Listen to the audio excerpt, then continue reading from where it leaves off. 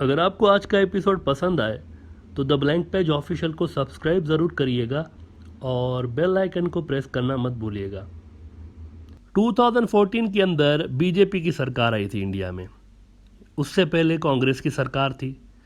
तो अब सवाल ये उठ रहा है कि 2014 में जो इंडिया बीजेपी को मिला था, आज का इंडिया 7 साल बाद का इंडिया उस इंडिया से बेहतर है या नहीं जो कि कांग्रेस ने बीजेपी को हैंड ओवर किया था।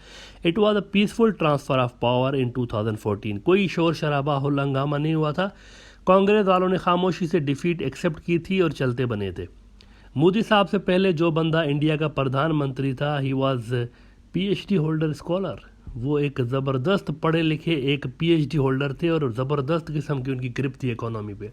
और उसका असर फिर इंडिया की इकोनॉमिक ग्रोथ पे भी नज़र आता था। इंडिया स्लोली स्लोली ऊपर जा रहा था। शुरू के साल थोड़े से स्लो रहे क्योंकि कांग्रेस एक स्ट्रक्चर बना रहा था। जैसे ही स्ट्रक्चर बन गया और पॉलिसीज़ इम्प्लीमेंट होना शुरू हुई हैं तो आहिस्ता आहिस्ता आहिस्ता इंडिया की जो GDP थी और सारे इकोनॉमिक फैक्टर्स जो थे वो ऊपर की तरफ हमें जाते हुए नज़र आ रहे थे। उसकी जगह फिर 2014 में मोदी साहब आ गए। ये नोट करें कि जब भी कोई नई सरकार आती है उसके बाद जादू की छड़ी नहीं होती कि वो बस पहले ही साल घुमाती है सब कुछ सही हो जाता है। ऐसा नहीं होता। शुरू के 2-3 साल असल में पिछली हुकूमतों की पॉलिसीज़ का असर होता है। वो इतना आसानी से नहीं जाता, उसको जाते जाते 2-3 साल लग जाते हैं। तो इंडिया में भी 2014 से लेकर 16 तक जो पॉलिसीज़ रही हैं, बेसिकली जो ग्रोथ हुई है, वो भी कांग्रेस के दौर की पॉलिसीज़ चल रही थी उसमें। फिर उसके बाद आहिस्ता आहिस्ता पॉलिसीज़ जब नई हुकूमत की इम्प्लीमेंट होना शुरू हुई हैं तो फिर इंडिया की GDP भी डाउन होती हुई शुरू हुई है। तो सवाल ये हमने पूछा शुरू में कि उस वक्त का इंडिया बेहतर था या आज का इंडिया बेहतर है। अब इसमें लंबी चौड़ी बहस में नहीं पढ़ते, सिर्फ एक चीज़ पे फोकस करते हैं कि लोगों को खाना मिलता था या नहीं मिलता था उस ज़माने में। अब मैं कोई कांग्रेस की पब्लिसिटी नहीं कर रहा हूँ, यहाँ पर एडवर्टाइजिंग नहीं कर रहा हूँ। मैं सिर्फ एक रिपोर्ट का हवाला दूंगा, बाकी जिसने जो डिसाइड करना है कर ले कि उस ज़माने का इंडिया अच्छा था या इस ज़माने का इंडिया अच्छा है। 2014 में ग्लोबल हंगर इंडेक्स में इंडिया 55 नंबर पे था, 55 नंबर पे। और आज खैर से मोदी साहब की सरकार को 7वां साल चल रहा है। और अब जो कल 2021 का ग्लोबल हंगर इंडेक्स आया हुआ है उसमें इंडिया का नंबर 101 है। यानी कि मोदी साहब के 7 साल दौरे हुकूमत में इंडियन इकोनॉमी का जो बेड़ा गर्क हुआ सो हुआ, उस पर नहीं पड़ते। लोगों को खाना मिला है या नहीं मिला इस पे सिर्फ बात करते हैं। भूख भी वहाँ के मुआशरे में डबल हो गई है। 7 साल पहले कांग्रेस के दौर में 55 नंबर पे, 7 साल बाद मोदी साहब के दौर में 101 नंबर पे। ये एजाज़ भी बीजेपी सरकार ने अपने नाम कर लिया हुआ है। 101 नंबर पे आ गया इंडिया। और इससे भी बड़े सदमे की बात बीजेपी के सपोर्टर्स के लिए ये है कि बांग्लादेश, नेपाल, म्यांमार, पाकिस्तान, ये सब भी इंडिया से आ गए हैं। इनके अंदर भी इतनी भूख नहीं है ग्लोबल हंगर इंडेक्स के मुताबिक जितनी इंडिया के अंदर है। याद रहे कि ये जो लिस्ट है ना ग्लोबल हंगर इंडेक्स, जिसमें इंडिया 101 नंबर पे आया हुआ है, जितना पीछे होगा मुल्क उतना वहाँ पर बुरी परफॉर्मेंस है, यूँ समझे। 2014 में 55 नंबर पे, आज है 101 नंबर पे। अच्छा, मुल्क कितने हैं इस लिस्ट में? मुल्क कितने हैं जिनमें ये ग्लोबल हंगर इंडेक्स ने स्कोर पब्लिश किया है? कितने मुल्क हैं? 116 मुल्क हैं। 116 में से इंडिया का नंबर 101 आया। यानी कि सिर्फ और सिर्फ 15 मुल्क ऐसे हैं जहां इंडिया से ज़्यादा बदतर हालात हैं। वरना India one of the worst countries in the world है ग्लोबल हंगर इंडेक्स के मुताबिक। 18 ऐसे मुल्क हैं इस लिस्ट में जिनका स्कोर बड़ा ही ज़बरदस्त है। उनमें भूख का कोई मसला नहीं है, आवाम को प्रॉपर खाना मिल रहा है और वहाँ की हुकूमतें इस हवाले से बड़ा टेक केयर कर रही हैं। उनमें टॉप के जो ममालिक हैं उसमें चाइना है। ये इम्पोर्टेंट बात है। इंडिया का पड़ोसी चाइना टॉप पे आता है, वहाँ पे भूख का कोई मसला नहीं है। फिर कुवैत है, उसमें तेल की दौलत से माला माल मुल्क, लिहाजा यहाँ पे तो वैसे भी हम समझ सकते हैं। फिर ब्राज़ील है।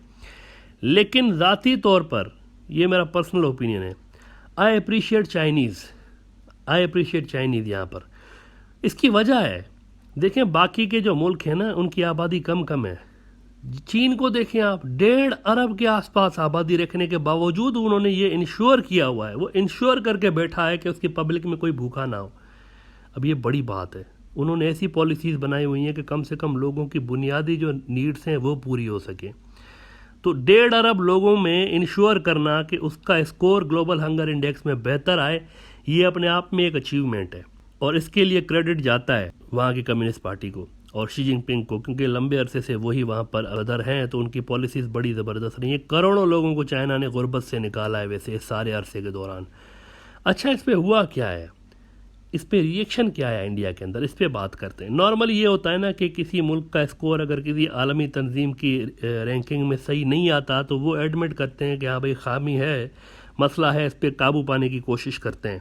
वो ये कहते हैं हाँ ठीक है, मसला आइडेंटिफाई हो गया, अभी इस पर काबू पाएंगे, कुछ करेंगे।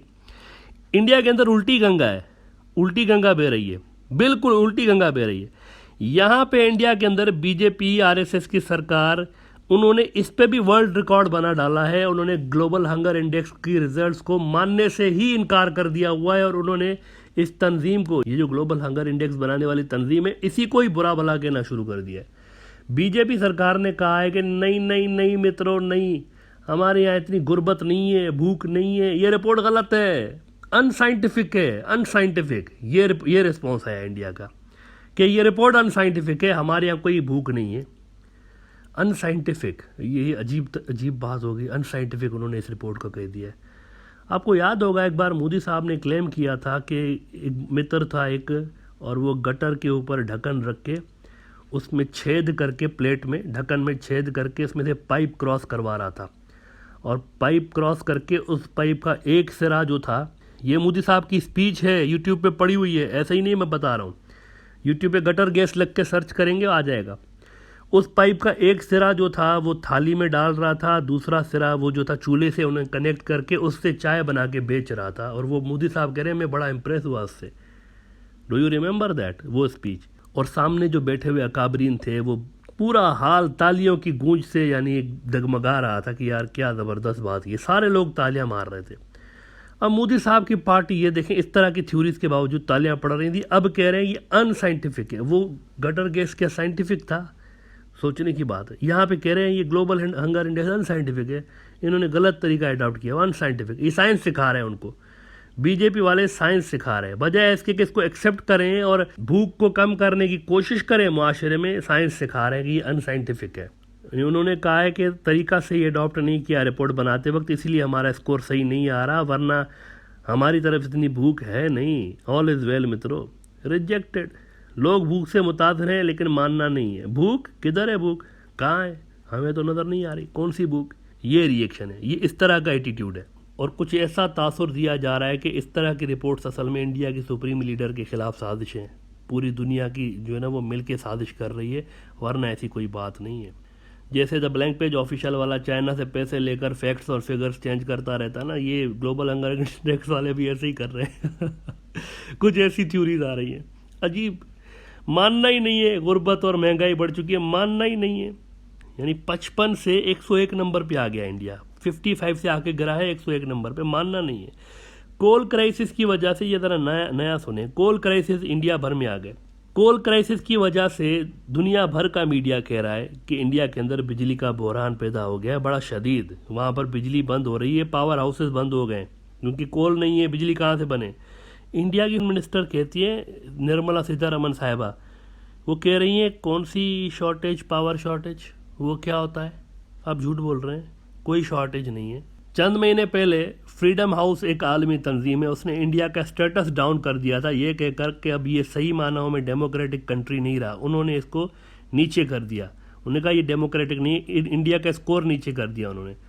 उसको भी इंडिया के अंदर रिजेक्ट कर दिया गया सरकारी सतह पर कि वी रिजेक्ट दिस रिपोर्ट। झूठ बोल रहे हैं ये फ्रीडम हाउस वाले, झूठ बोल रहे हैं, ये झूठे हैं, इनका तरीका गलत है, इन्होंने सही तरीके से रिपोर्ट नहीं बनाई। फिर आ जाए जून के अंदर, अमेरिका के अंदर एक इदारा बना हुआ है जो कि दुनिया भर में जो मजहबी एक रिलीजियस फ्रीडम है उसके हवाले से रिपोर्ट्स बनाता है। उन्होंने भी इंडिया की रैंकिंग डाउन कर दी। उन्होंने कहा कि इंडिया के अंदर माइनॉरिटीज़ ख़तरे में है, रिलीजियस फ्रीडम नहीं रहा इंडिया के अंदर। नहीं, we reject this report.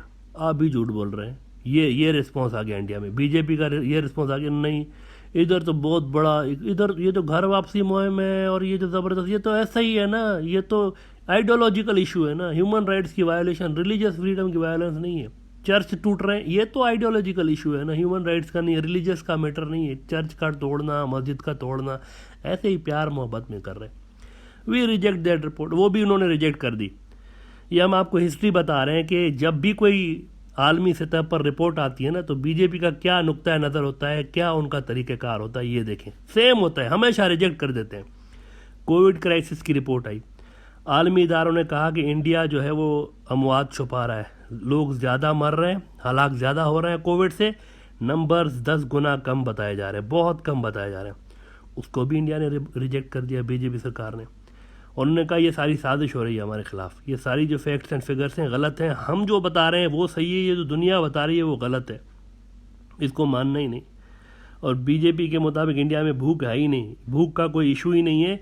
Global hunger index झूठ बोल रहा है, हम पाकिस्तान बांग्लादेश इन सबसे आगे हैं, हमारे यहाँ भूख नहीं है। भूख वो क्या होता है, भूख क्या होता है, पता नहीं। इतनी सारी रिजेक्शंस को देखकर मुझे इंडिया की एक फिल्म थी नायक, बड़ी ज़बरदस्त फिल्म थी, उसका इंटरव्यू वाला सीन पता नहीं क्यों याद आ गया, जब टीवी एंकर पॉलिटिशियन से पूछता है कि सर आपके राज्य में भूखमरी में लोग मर रहे हैं, आलमी इदारों की रिपोर्ट के अनुसार लोग मर रहे हैं भूखमरी में, लोगों के पास खाना नहीं है। तो पॉलिटिशियन कहने लगता है कि तुम अपने स्टूडियो से बाहर नहीं निकलते हो, मेरे दौर में हर आदमी इंटरनेशनल फास्ट फूड चेन्स में जाकर खाना खा रहा होता है, तुम्हें पता नहीं है। तो कुछ ऐसा ही इंडिया के अंदर भी हो रहा है, हर चीज़ को रिजेक्ट करके कहा जा रहा है all is well, her report को हम रद्द करते हैं।